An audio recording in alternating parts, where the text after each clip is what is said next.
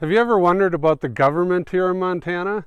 In this video, I'm going to break down how the government works and tell you why Montana is very unique. There's only three other states like it. So stay tuned and I'll show you why Montana is the way it is.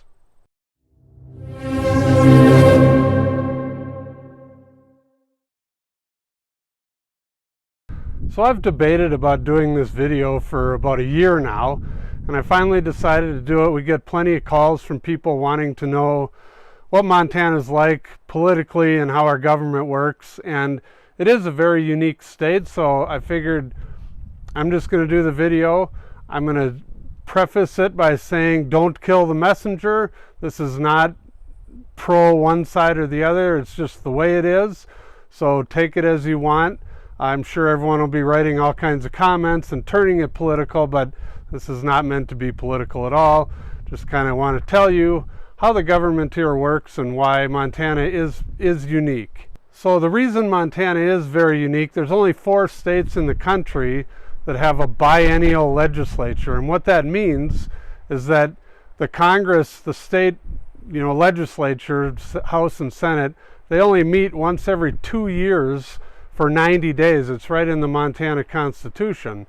So it's a very short time, and one could argue that, they don't meet all the time. They're not making a whole bunch of laws, and, things run fairly smoothly here without having the legislature or active all the time.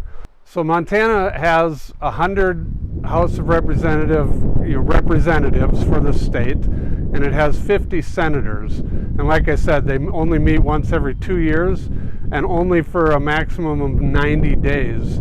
So they're hardly ever in session. They meet on odd years, so since it's 2021, they did meet this year back in April, I believe it was, and now they're done for 2 years. So what happens is they pass a whole bunch of laws in that 90 days, and then they go home and wait for the next session. So like I said earlier, one could argue this is a good thing, but you can also argue that it can be a problem.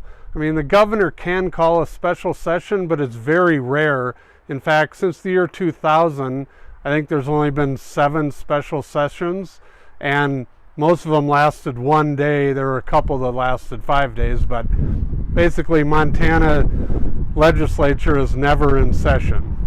One of the things that happened, I think this was probably 10 years ago here, they passed a whole bunch of laws and basically without knowing it legalized marijuana, and because it was so, the laws were so vague and there weren't a lot of laws, and that's one of the things people like about Montana. But anyway, it basically legalized marijuana, and all these people that owned dispensaries or wanted to own dispensaries started buying land and buildings all around the Flathead Valley where we live, and they were all over the place, and the laws were, you had to go pay $10 and tell the guy you had got headaches, and they would give you a card that made it so you could go and buy marijuana from these dispensaries. Well, the government realized they went a little too overboard, but because they only meet every 2 years, they had to wait 2 years until, they met again, and then they went 180 and totally wiped out everything.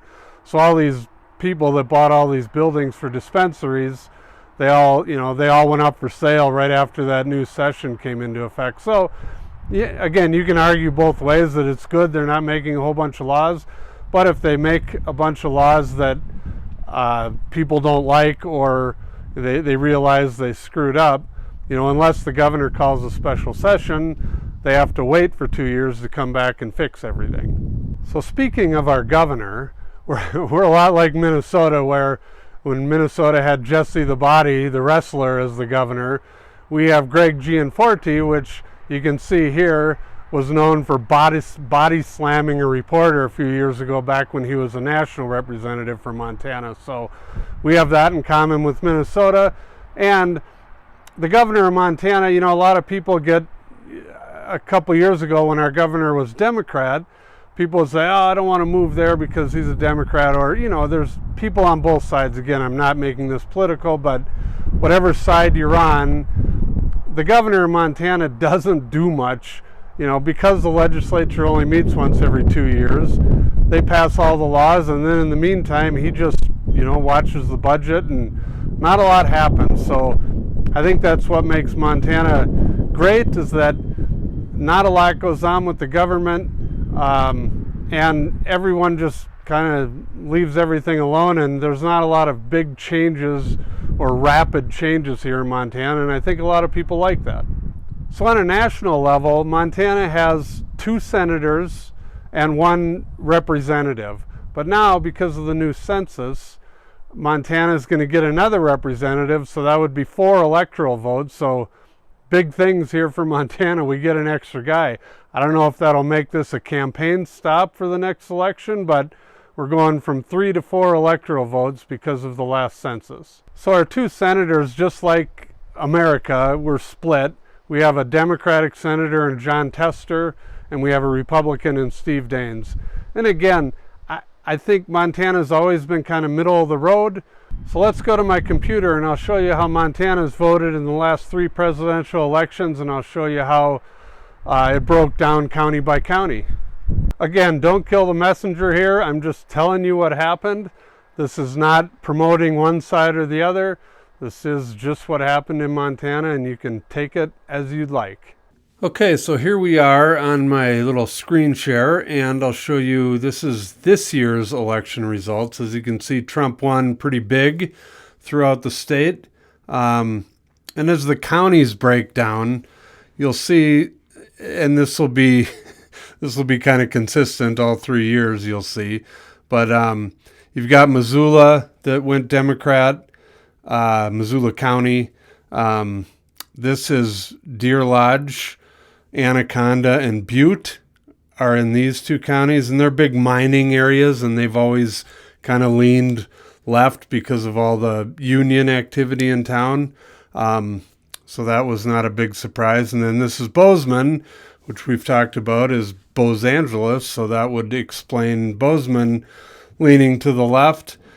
In all seriousness, we joke about Los Angeles a lot, but Missoula and Bozeman are the home to the 2 big colleges in Montana. So, as you know, most college towns are left, and that would explain Missoula County and Gallatin County always turning blue. And then the other 3 counties, Bighorn County, that is home to the Crow Indian Reservation.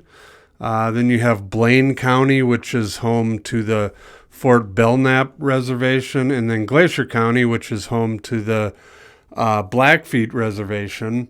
And all of those reservations, they usually lean a bit to the left. And then down here for the Senate race, Steve Daines won.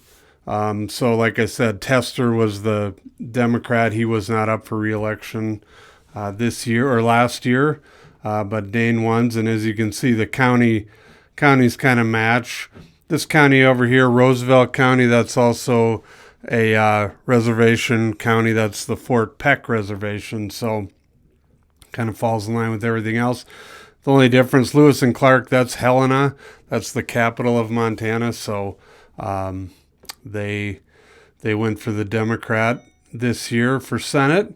So then we can go back to 2016 when it was Trump against Hillary Clinton. And as you can see, it's the identical counties from this year, except this one, Blaine County, actually went for Trump in 2016. And then down here for governor, Steve Bullock was a Democrat. And like I talked about, we've had Democrat governors quite often, and it always seems to be split. Right now, everybody is Republican except Tester, but as you can see for governor, there was a lot more blue counties. So again, I don't think the state government is, as divided as you see the national ones. And just because, like we explained earlier, I think it's because, the way our state government is set up, not a lot happens. So go back to 2012, and this was Romney against Obama. And as you can see, Obama won, same counties. Actually, he added one more here, Hill County. But these are all the, these blue counties, and except Bozeman actually voted for Romney that year. And then Senate, Tester won over Denny Rehberg. Tester, again, a Democrat. And then Governor, Steve Bullock won that election as well. So there you go. Those are the breakdowns for the last three elections. And as you can see, it's pretty similar in all three as far as the president goes. So again, don't kill the messenger, just telling you the way it is. And that's how Montana lays out. And it'll be interesting to see if it changes over the next few years or if it remains the same. Thank you for watching our video. Please call, text, or email for more information. And don't forget to watch our other videos about Montana.